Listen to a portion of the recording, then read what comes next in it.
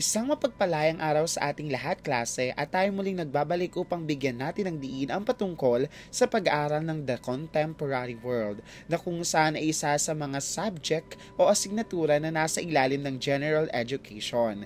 Dito'y bibigyan natin ng diin ang kaalaman patungkol sa globalization, market supply, global world, at patungkol sa global city, gayon din ang paggamit ng social media na higit nakakaapekto sa makabagong mundo.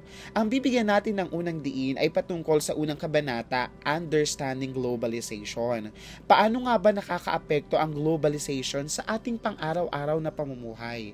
At paano ito nakakaapekto sa ating ekonomiya, sa politika, social, gayon din sa ating pamumuhay.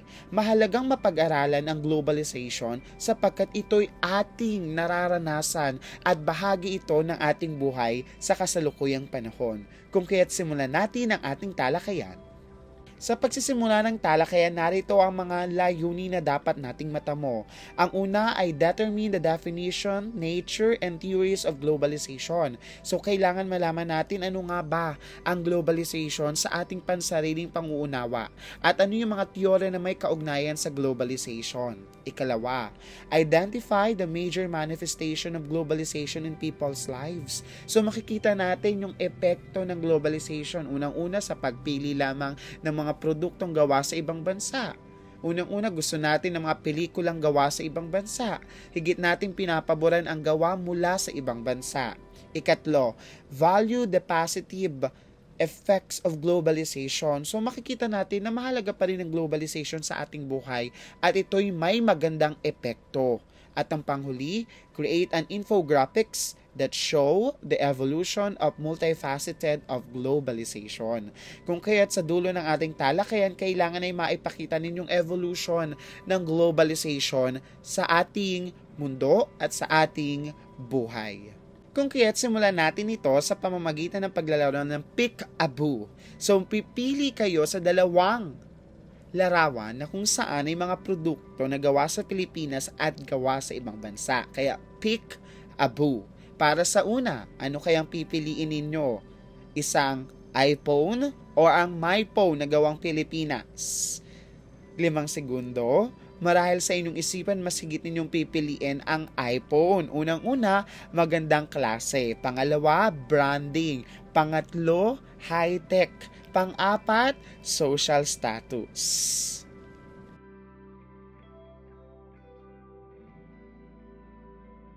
Pangalawa naman, Peek-a-Boo, Starbucks o ang gawang Pilipinong kopi ko, Blanca. 5, 4, 3, 2, and 1. Marahil ang marami sa inyo pipili ng kopi ko Blanca upang makatipid, pero kung gusto mo talagang aesthetic, ang pipiliin mo ay ang Starbucks. Peek-a-Boo, Money Heist or ang FPJ ang probinsyano? Anong iyong pipiliin? Marahil ang pipili ay yung mula sa Netflix o marami namang mga Pilipino na pipiliin ay ang probinsyano. Depende yan sa kagustuhan kung ano yung desire or yung preferences natin sa ating pinanonood. Paano naman kung ang pinagpilian ay patungkol sa awitin? Is it Taylor Swift or ang OPM? 5, 4, 3, 2, and 1. Depende yan. Kung gusto mo talagang, kung Swifties ka, gusto mo yung mga kanta ni Taylor Swift, you can go. Pero kung talagang pusong Pilipino, gusto mo yung Pilipinong kanta dahil talagang tumatagos sa puso mo, you will choose OPM. Depende kung ano ang iyong preferences. Sa larong Peek-a-Boo, ipinapakita nito ang epekto ng globalization sa ating buhay. Marahil pumipili na tayo ng ating kagustuhan, depende marahil kung ito ba'y maganda, ito ba'y quality, ito ba'y branding, ito ba ay aesthetic, or marahil ito ay gawa sa ibang bansa. Maraming mga kabataan sa kasalukuyang panahon ang higit na pinipili ang gawa ng ibang bansa. Meron tayong konsepto na kung saan kapag gawa ng ibang bansa, mas maganda, mas kwalidad, at mas mataas kaysa sa gawa ng mga Pilipino. At ito isang epekto ng globalization. Ano nga ba ang globalization? It comes from the term global, which means interconnectedness of countries and interdependence to other countries. So two words for globalization: interconnectedness of countries, and second word is interdependence to other countries. Tandaan natin, kapag sinabing interconnectedness of countries, ibig sabihin, ito yung pagsasama-sama ng mga bansa kung kaya't nagpapalitan sila ng mga produkto. Nagkakaroon ng isang mga forum, ng mga global conference seminars na kung saan ay may mga layunin silang matamo sa tulong ng pagkakaisa ng mga bansang ito. Pag sinabi naman nating interdependence, ibig sabihin naman ay dumidepende tayo. Halimbawa, nakaranas ang ating bansa ng bagyo. Ibig sabihin, humingi tayo ng tulong o nagbibigay sila ng tulong sa mga bansang na biktima o naapektuhan ng bagyo. Interdependence to other countries. Ibig sabihin, maaari tayong dumepende, humingi ng tulong mula sa ibang bansa. Sa kaugnayan nito, ang globalization din ay isang proseso of expanding beyond national barriers. So hindi na lamang sa bansa natin, kundi into international linkages at global level. So halimbawa, kung meron tayo sa Pilipinas na mga batas para sa pangkababaihan, ito rin ay sumasakop na kung saan ay kabahagi ng international level, karapatan ng mga babae, conventions on the discrimination against women. Diba? Pinapakita nito na hindi na lamang sa bansa natin kundi para sa buong mundo upang maipahayag at maipagtanggol natin ang karapatan ng bawat isa. So ibig sabihin, ang tao ay hindi na lamang sa kanyang bansa kung siya ay Pilipino, kundi maraming Pilipino na nakalat sa buong mundo. Sa Alaska, New Zealand, Australia, Spain, Canada, USA, dahil ipinapakita ito at epekto ito ng globalization. Na kung saan ipinapakita in the international level, people, nagkakaroon ng pagkakataon ng mga tao na lumabas mula sa kanilang bansa. Pangalawa, object, yung mga produkto natin, services, na kung saan nakakaabot na yung mga Filipino products sa USA. Ikatlo, knowledge, na kung saan basa sa mga researches na ipapahayag at na ipapadala na natin yan sa ibang bansa, na ipapublish na natin sa ibang bansa.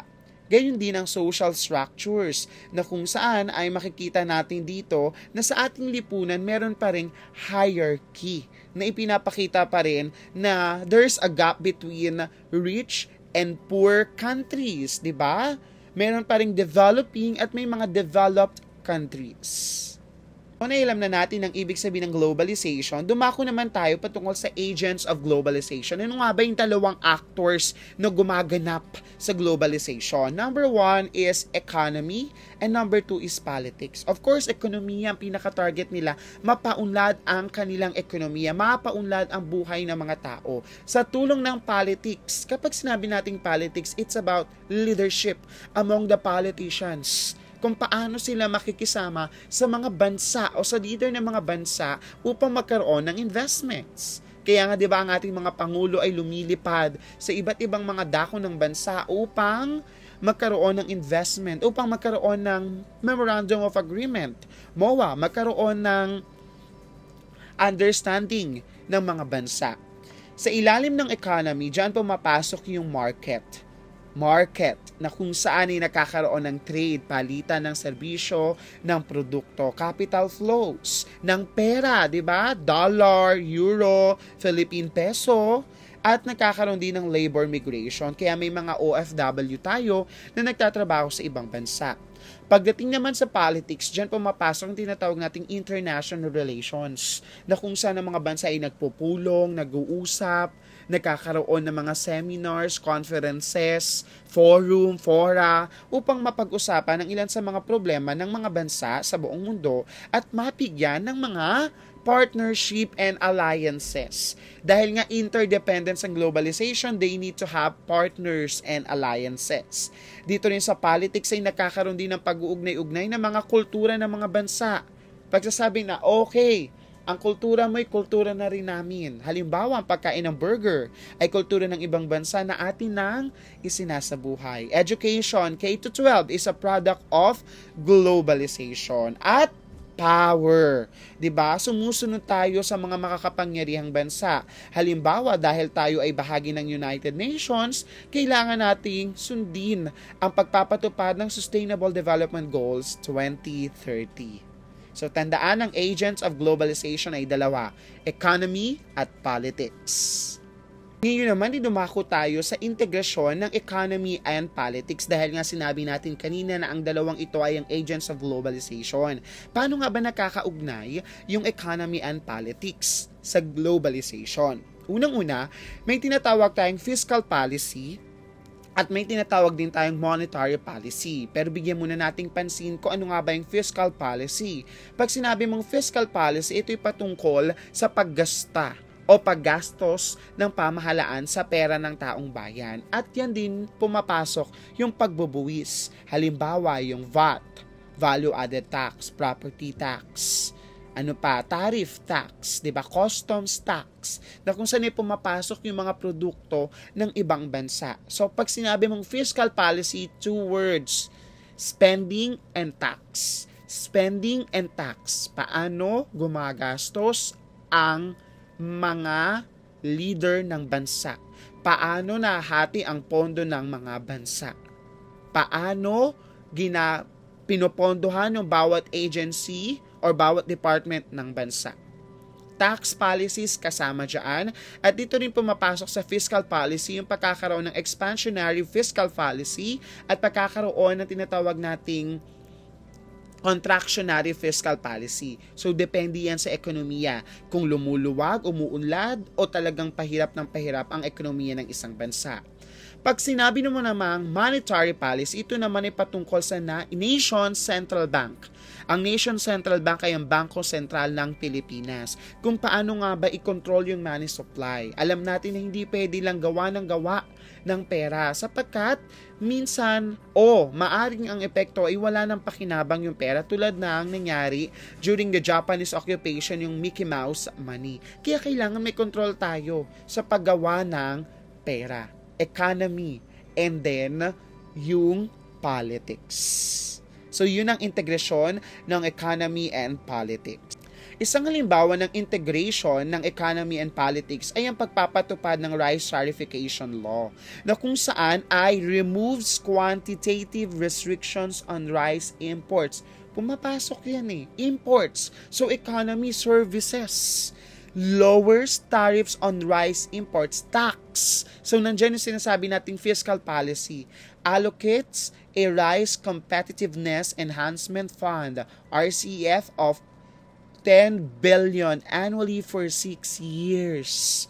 Okay? So, ito yung pinatupad bilang Republic Act 11203. So, malaking epekto nito sa ating bansa. Sapagkat makikita natin kung masigit natin bibigyan ng pansin ang produkto higit lalo sa bigas o sa palay. 'Di ba? We are an agricultural country. Dapat din maunlad at mayabong ang ating agrikultura. So makita natin, higit na malulugi ang mga Pilipinong magsasaka sapagkat masigit natin pinapaboran ang pagkakaroon ng rice imports kaysa higit na bigyan ng pansin ang ating agrikultura. So makikita natin dito yung fiscal policy at monetary policy o ang integration ng economy, rice, tax, imports. Politics naman ay ang partnership, of course, sa iba't ibang mga Southeast Asian nations. May iba't ibang forma ang globalization batay sa epekto nito sa ating pamumuhay. Batay sa ibinigay ni George Ritzer. So, merong 4 siyang forms of globalization. Ang una, batay kay George Ritzer, ang culture. Ito yung epekto sa ating buhay, sa kultura ng pamumuhay ng isang tao na maaring batay sa beliefs, tradition, and practices. Halimbawa, sa kasalukuyang panahon, bahagi na rin ng kultura natin ang panonood ng Netflix. Kung dati, television lang, Channel 2, Channel 5, Channel 7, ngayon, may Netflix na, may Disney na rin, di ba? Ito'y bahagi na ng ating kultura. Higit lalo ang pakikinig ng musikang Spotify, di ba? Naririnig na natin yung mga music all over the world. Ano pa sa kultura, bahagi na rin natin yung pagkain ng mga produkto mula sa ibang bansa. ginagawa na rin natin yung mga kulturang tradisyon. Kunwari, yung Chinese New Year, di ba? Bahagi na rin ng ating kultura at isa yan sa mga forma ng globalization. Isa pang bahagi ng forma ng globalization ay ang religion. Di ba nakikita natin ngayon interconnectedness of religions? Higit natin pinapabura na magkaisa ang mga tao sa buong mundo kahit na magkakaiba ang ating mga relihiyon. Buddhism, Islam, Christian, born again, 'di ba? May binibigyan natin ng pansin na magkaroon ng pagkakaisa anuman ang iyong relihiyon. At hindi dapat natin batayin ang isang tao batay sa kanyang relihiyon. Ang relihiyon dapat is a way for us to unify and make union. Unify and unite people as one world. At yan ang isa sa mga magandang epekto ng globalization. Nagkakaroon tayo ng pagkakataon na magkaunawaan kahit tayo ay magkakaiba. Inilalahad din ni George Ritzer na bahagi rin ng science and technology. Of course, di ba? Lalong-lalo na nagkaroon ng COVID-19 pandemic. Nagkaroon tayo kaagad ng supply mula sa ibang bansa ng vaccine. Diba? At dito mapapakita ang science and technology sa mga pinapublish na mga research. Yung mga gamot na kung saan nakakakuha na rin tayo ng mabilisang supply sa ibang bansa. At gayon din sa mga kagamitan, sa mga advanced equipment na magagamit natin upang mapagamot or to cure diseases sa ating bansa. Isa din sa mga forma ng globalization ay ang education. Di ba meron tayong international curriculum na kung saan ang K-12 ay ibinatay ito doon. Meron na tayo ngayong matatag curriculum na kung saan ay pinakuwaan natin din ng ideas ang mula sa ibang bansa.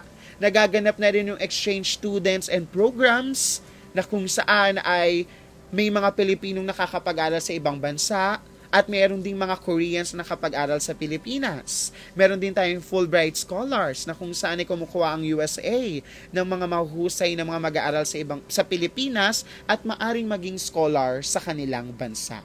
So makikita natin na maganda rin ang epekto ng globalization, higit lalo sa ating mga Pilipino, sa mga developing countries, sapagkat ito'y tunay nakakatulong sa paghubog ng mga mamamayan at sa pag-unlad ng ating bansa. Ngayon naman ay pag-usapan natin ang kasaysayan o tinatawag na waves of globalization. Sinasabi na hindi bahagi ang scientific revolution, higit lalo ang patungkol sa imperialismo at kolonyalismo ng mga kanluraning bansa. Sapagkat sinasabi na ang globalization is for positive effect, for positive impact. At ito'y hindi gumagamit ng anumang uri ng violence upang makasakop o upang makuha lamang ang tiwala ng mga tao. Noong panahon ng scientific revolution ay nagkaroon ng pagkakataon ng mga kanluranin tulad ng Espanya, Portugal, France, England at Netherlands o Holland kung tawagin dati upang magkaroon ng discoveries of new lands for academic endeavors for imperialism. Ngunit sa kalungkutang bahagi, gumamit sila ng mga violence, divide and conquer, benevolent friendship, pero may hidden agenda. So sinasabi ng mga historiador o mga eksperto sa globalization, hindi daw bahagi ang imperialism, colonialism na bahagi ng scientific revolution ng globalization. Sapagkat masalimuot ang naganap at gumamit ng dahas. Kung kaya't ang paniniwala ng mga eksperto, nagsimula ang first wave ng Industrial Revolution na kung saan ay nauso ang pag-imbento ng mga industrial machines. Nagkaroon ng mabilisang transportasyon sa pamamagitan ng mga steam engines noong 18th century.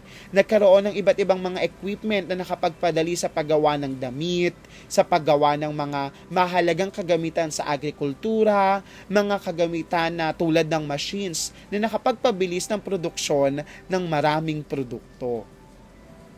Sa karagdagan, bahagi rin ng kasaysayan ng globalization ang patungkol sa Suez Canal and World Wars. Itinayo ang Suez Canal ni Ferdinand de Lesseps, ang architecture ng Suez Canal, na kung saan ay nag-uugnay sa Indian Ocean upang higit na lumawak ang pagpapalitan ng mga produkto mula sa Europa papunta sa Asia. Bahagi rin ang tinatawag nating the World War I noong 1914 to 1918 and World War II, 1939 to 1945, na kung saan ito ay naging dahilan ng pagtatapos ng globalization sapagkat nagkaroon nga ng maraming alliances dahil ito'y epekto ng globalization. Pero dahil sa alliances na ito rin ay nagdulot ng kaguluhan sa buong mundo. So natigil muna ang palitan ng mga bansa. Natigil muna sapagkat bumagsak ang ekonomiya, higit lalo ang Pilipinas na kung saan ay higit na naapektuhan ng World War II. 'Di ba? Nagkaroon din ng pag-aaway ng mga alliances sa pagitan ng mga tinatawag nating democratic side at yung mga naniniwala sa United States na nagpapahayag ng kapitalismo at demokrasya, na kung saan ito na magdudulot ng Cold War. At yung kabilang panig naman ay ang USSR, 'di ba? At ito ay nagtatapos ng pagtutuldok ng globalization dahil nagdulot ito ng maraming digmaan, bumagsak ang ekonomiya ng mga bansa, at nagkaroon din ng hindi pagkakaunawaan ng bawat bansa sa buong mundo. Ngunit matatapos rin ito sapagkat darating naman ang tinatawag nating second wave at third wave ng globalizations. Ano nga ba ang nangyari noon? Halika't alamin natin. Dumako naman ngayon tayo sa ikalawang daloy ng globalization at ikatlong daloy. Para sa ikalawang daloy ng globalization, nagkaroon na ng mga hegemon countries. Pag sinabi nating hegemon countries, ito yung mga makakapangyarihang bansa tulad ng United States, China, Russia, England, France, at marami pang iba. Umusbong na rin ang iba't ibang mga economic organizations tulad ng United Nations, nabuo na rin ang European Union, nagkaroon na rin ng maraming mga organisasyon sa buong mundo, ASEAN, APEC, World Trade, International Monetary Fund, na kung saan ay layuning mapautang ang mga developing countries at nauso na rin ang pagkakaroon ng imbensyon ng mga sasakyan at mga eroplano. Para sa third wave naman ng globalization, ito talaga ay higit na nag-boost, higit talagang umunlad ang globalization sa pamamagitan ng internet connection. Di ba? One chat away, nandiyan na ang message mo. Isang pindot mo lang, nasend mo na ang email mo. Isang click mo lang sa messenger, napasa mo na. Isang check mo lang ng Facebook mo, na-update ka na. At higit lalo ang patungkol sa artificial intelligence. ChatGPT, isang click mo, may sagot ka na. May tanong ka, may sagot ka agad. Ang iba't ibang mga artificial intelligence. Nauso na rin yung mga robots na kung saan ay may kakayahang gawin ang mga gawain ng isang tao. Ngayon naman ay dumako tayo sa mga teorya na may kaugnayan sa globalization. Matapos nating malaman ang ibig sabihin at ang mga forma ng globalization, gayon din ang kasaysayan nito, kailangan din malaman natin kung ano nga ba ang mga teoryang may kaugnayan sa globalization. Ang una ay ang tinatawag nating liberalism, mula sa salitang liberal. Modernization first before globalization. Pinaniniwalaan ng liberalization na nauna muna ang modernization, nagkaroon muna tayo ng pag-unlad. Nagkaroon muna tayo ng modernisasyon bago tayo nagkaroon ng globalization.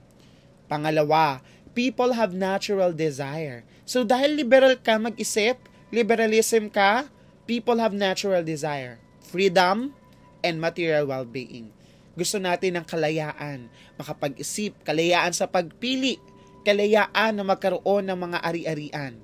Sa liberalism, ninanais din nito ang technological developments and legal undertakings of markets for investment. So, mas binibigyan ng pansin ng liberalism ang technological development kasi nga, modernization first before globalization. Gusto nila munang paunlarin at magkaroon muna ng modernization bago yung globalization. So kung makikita natin, maraming mga bansa ang liberalism. Gusto nilang maunlad muna ang kanilang bansa bago ka magkaroon ng globalization. Kung titingnan natin ng mabuti, kahit sino naman, bago ka makipag-alliance, bago ka makisama, bago ka pumasok doon sa mga agreement, kailangan meron din kakayahan ng iyong bansa. Na bago ka dumating sa legal undertakings of liberation of markets for investment. Kasi ang mangyari sa liberalism, parang ang pinag-iisipan nila na papasok kami sa investment na ganyan for investment ng market, tapos kami din ang malulugi. Di ba gusto nila may kalayaan, freedom, and material well-being.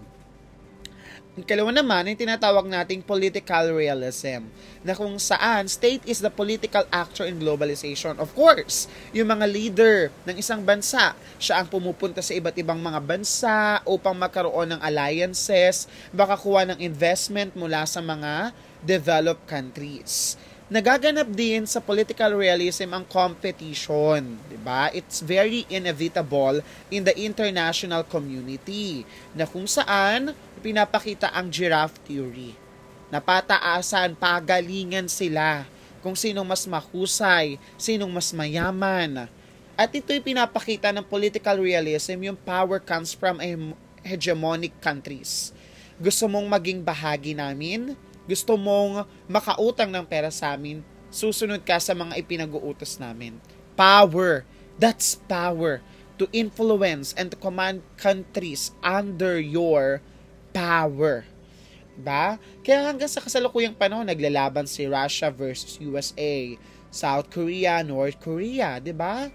It's because of political realism. There's a competition in the international community. China, lalong-lalo na si China pumapasok ngayon.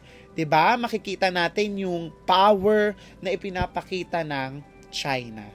Bahagi rin ng teorya ng globalization ang tinatawag natin constructivism. 'Di ba? Ito yung mental construction of social world. Kung paano natin nakikita ngayon ang ating mundo. 'Di ba? Nakikita natin na may makapangyarihang bansa, na may mga developing countries. Ito rin ang pagkilala sa non-materials and materials power in the international arena. Material power, pera.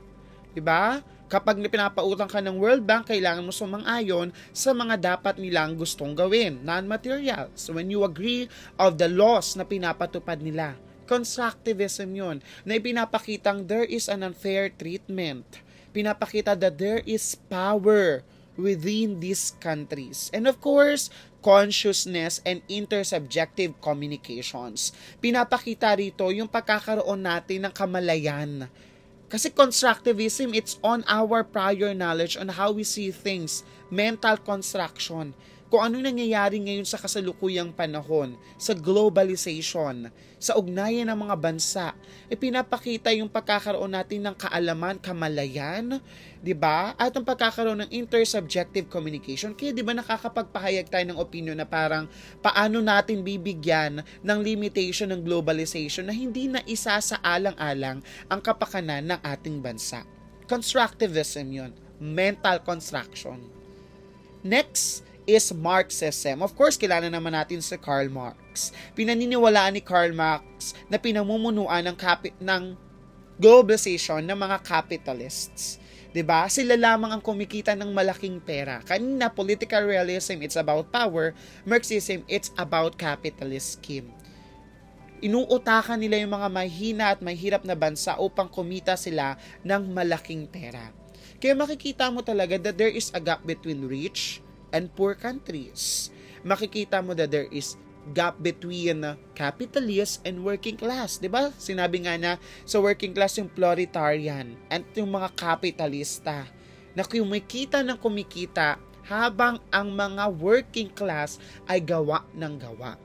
Yung kapitalista nakaupo lang, siya ang kumikita sa buong araw, samantalang working class halos araw-araw nagpapakahirap at nagtatrabaho. That's part of Marxism. Sabi niya, class struggles and conflict of interest. At makikita mo yan sa kasalukuyang panahon.